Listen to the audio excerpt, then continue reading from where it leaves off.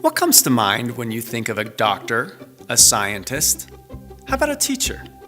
Now, how about yourself? What comes to mind when you think about yourself? Stereotypes are powerful, and often they reduce a person to just a few generalizations. But do they also affect the way we act? The answer to this can generate catalytic results. Here's an example. It's assumed that boys perform better than girls in science or math. It's also assumed that children of Asian descent are more mathematically capable. Two stereotypes, both with data to support them. But the question is this: are these stereotypes based on the data, or do they result in the data? In an interesting experiment, researchers took two groups of girls from Asian heritage and primed them with articles before giving them a math test. Group A was given an article that subtly reminded them of their gender, and Group B was given an article subtly reminding them of their Asian heritage.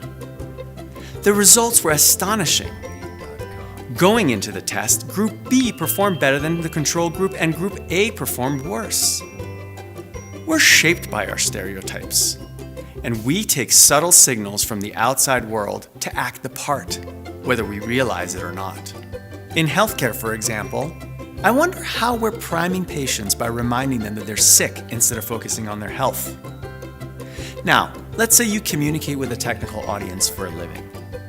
Remember those stereotypes from earlier? Chances are you're inadvertently priming them to act the part. This priming could change the way that they make decisions.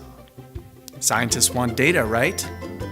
But if you remind them that they're scientists, they'll become skeptical and overly scrutinize the data. Because as a scientist, that's what they're trained to do. They may not effectively use the data to make a decision. Maybe you should prime them about other ways that they see themselves to inspire a totally different interaction with them. Priming can significantly change how your audience acts. It's relevant in sales and marketing, in your recruitment or workplace branding materials, or even in communicating with internal teams.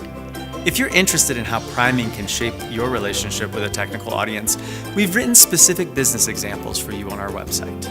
Humans are beautifully complex, and our actions are governed by certain patterns. Understand these patterns, and you can inspire people to action to create catalytic results.